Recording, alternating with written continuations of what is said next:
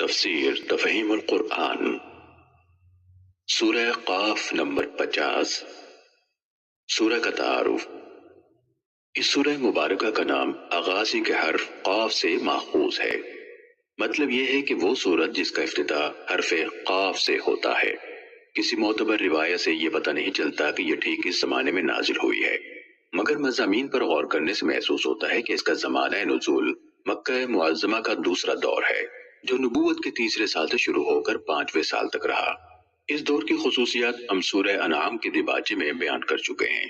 ان خصوصیات کے لحاظ سے اندازے سے یہ قیاس کیا جا سکتا ہے کہ یہ سورت 5ویں سال میں نازل ہوئی ہوگی، جبکہ کفار کی مخالفت اچھی خاصی شدت اختیار کر چکی تھی، مگر ابھی ظلم و ستم کا آغاز نہیں ہوا تھا۔ معتبر روایات سے معلوم ہوتا ہے کہ رسول اللہ صلی اللہ علیہ وسلم اکثر عیدین کی نمازوں میں اس سورہ مبارکہ کی تلاوت فرمایا کرتے تھے۔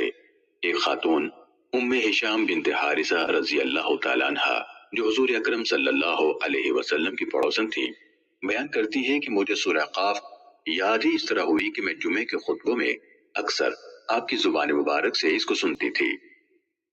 بعض اور روایات میں آیا ہے کہ فجر کی نماز میں بھی آپ بکثرت اس کو پڑھا کرتے تھے۔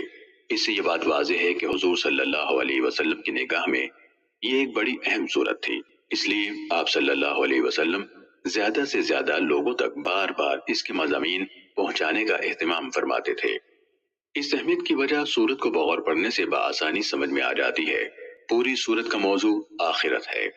رسول اللہ صلی اللہ علیہ وسلم نے جب مکہ معظمہ میں اپنی دعوت کا آغاز کیا تو لوگوں کو سب سے زیادہ اچنبھا آپ کی جس بات پر ہوا وہ یہ تھی کہ مرنے کے بعد انسان دوبارہ اٹھائے جائیں گے اور ان کو اپنے اعمال کا حساب دینا ہوگا۔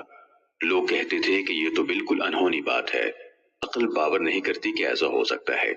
آخر یہ کیسے ممکن ہے کہ جب ہمارا ذرہ ذرہ زمین میں منتشر ہو چکا ہو تو ان پراگندہ اجزاء کو ہزارہ برس گزرنے کے بعد پھر سے اکٹھا کر کے ہمارا یہی جسم اثر نو بنا دیا جائے اور ہم زندہ ہو کر اٹھ کھڑے ہوں۔ اس کے جواب میں اللہ تعالیٰ کی طرف سے یہ تقریر نازل ہوئی۔ اس میں بڑے مختصر طریقے سے چھوٹے چھوٹے فقروں میں ایک طرف آخرت کے امکان اور اس کے وقوع پر دلائل دیے گئے ہیں، اور دوسری طرف لوگوں کو خبردار کیا گیا ہے کہ تم خواہ تعجب کرو یا بعید از عقل سمجھو یا جھٹلاؤ، بہرحال اس سے حقیقت نہیں بدل سکتی۔ حقیقت اور قطعی اٹل حقیقت یہ ہے کہ تمہارے جسم کا ایک ایک ذرہ جو زمین میں منتشر ہوتا ہے اس کے متعلق اللہ کو معلوم ہے کہ وہ کہاں گیا ہے اور کس حال میں کس جگہ موجود ہے۔ اللہ تعالیٰ کا ایک اشارہ اس کے لیے کافی ہے کہ یہ تمام منتشر ذرات پھر جمع ہو جائیں اور تم کو اسی طرح دوبارہ بنا کھڑا کیا جائے جیسے پہلے بنایا گیا تھا۔ اسی طرح تمہارا یہ خیال کہ تم یہاں شترے بے مہار بنا کر چھوڑ دیے گئے ہو اور کسی کے سامنے تمہیں جواب دہی نہیں کرنی ہے، ایک غلط فہمی کے سوا کچھ نہیں ہے۔ امر واقع یہ ہے کہ اللہ تعالیٰ براہ راست خود بھی تمہارے ہر قول و فعل سے بلکہ تمہارے دل میں گزرنے والے خیالات تک سے واقف ہے، اور اس کے فرشتے بھی تم میں سے ہر شخص کے ساتھ لگے ہوئے ہیں، تمام حرکات و سکنات کا ریکارڈ محفوظ کر رہے ہیں۔ جب وقت آئے گا تو ایک پکار پر تم بالکل اسی طرح نکل کھڑے ہوگے جس طرح بارش کا ایک چھینٹا پڑتے ہی زمین سے نباتات کی کونپلیں پھوٹ نکلتی ہیں۔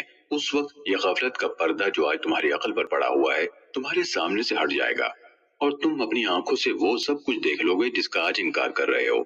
اس وقت تمہیں معلوم ہو جائے گا کہ تم دنیا میں غیر ذمہ دار نہیں تھے بلکہ ذمہ دار اور جواب دہ تھے۔ جزا و سزا، عذاب و ثواب اور جنت و دوزخ جنہیں آج فسانہ عجائب سمجھ رہے ہو، اس وقت یہ ساری چیزیں تمہاری مشہود حقیقتیں ہوں گی۔